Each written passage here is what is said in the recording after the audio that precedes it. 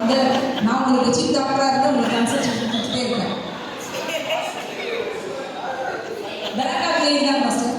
அங்கே தான் ஓடும் எனக்கு பின்னாடி உங்களுக்கு போனோட எல்லா போனோட எல்லா விஷயம் வந்துச்சு. ஓகே, சில பேர் சொல்ல பயப்பீங்க என்னடா ஐயோ சொன்னா என்னடா உங்களுக்கு ப்ராப்ளம் வந்துடும் அப்படின்னு சொல்லிட்டு. சரி, உங்களுக்கு நோய் வந்துச்சுன்னா நீங்கள் என்ன செய்வீங்க? அதை எப்படியாவது குணப்படுத்திடணும் அப்படின்னு பார்ப்பீங்க. வீட்டு வைத்தியம் பார்ப்பீங்க, நாட்டு வைத்தியம் பார்ப்பீங்க, ஆக்குபஞ்சரு, சித்தா, ஆயுர்வேதம், யுனானி, இப்படி ஏதோ ஒரு வகையில் அதை குணப்படுத்திடணும் அப்படின்னு நம்ம பார்ப்போம். ஆனால் நம்ம ஆரோக்கிய வாழ்க்கையில் நமக்கெல்லாம் நோய் இருக்குன்னு தெரியுமா?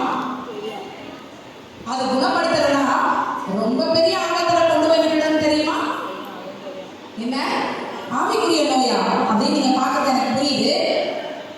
சரீர பிரகாரமா நமக்கு நோய் வர்ற மாதிரி ஆவிக்குரிய வாழ்க்கையிலோ நமக்கு சில நோய் வருது. சரீர நோயை குணப்படுத்த தீவிரப்படுறதுனால ஆவிக்குரிய வாழ்க்கையில் இருக்கிற நோயை கண்டுக்காம அலட்சியப்படுத்துறோம். அப்படி அலட்சியப்படுத்துறதுனால என்ன நடக்குது தெரியுமா? உதாரணத்துக்கு கேன்சர் எடுத்துப்போமே. அந்த கேன்சர் ஃபர்ஸ்ட் ஸ்டேஜை தாண்டி, 2வது ஸ்டேஜை தாண்டி, 3வது ஸ்டேஜை தாண்டி 4வது ஸ்டேஜுக்கு வரும்போது தான் ஒரு மனுஷனோட வாழ்க்கையில மரணத்தை ஏற்படுத்துது. ஆனா அது எதுல ஆரம்பிக்குது தெரியுமா? ஒரே ஒரு சிங்கிள் செல்ல இருந்து தான் ஆரம்பிக்குது. அந்த சிங்கிள் செல்லை நம்ம கவனிக்காம விட்டுட்டோம்னா அது அப்படியே மல்டிப்ளை ஆகி, அதாவது விருத்தி அடைஞ்சு உடம்பு முழுசும் செல்லரிச்சு போடுறோம்.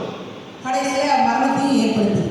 அது மாதிரிதான் நம்ம ஆவிக்குரிய வாழ்க்கையிலோ நமக்கு ஏற்படுற நோயை நம்ம அலட்சியப்படுத்தி கவனிக்காம போனா அந்த நோய் வச்சு நம்மளோட வாழ்க்கையே செல்லரிச்சு போகும். இப்போ ஆவிக்குரிய நோய்கள் என்னென்ன அப்படின்னும் அதுல இருந்து நம்மளை சரி செய்து கொள்கிற வழிமுறை என்னன்னு நம்ம நினைச்சு காட்ட போறோம்.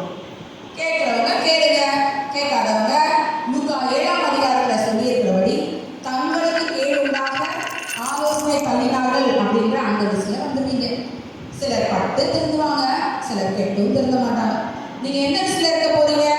பட்டு திருந்துற லிஸ்ட்லையா இல்லை கெட்டும் திருந்தாம இருக்கிற லிஸ்ட்லையா அப்படிங்கிறது உங்க கையில. இப்போ நாம நோய்கள் பலவிதம், ஒவ்வொரு ஒரு விதம்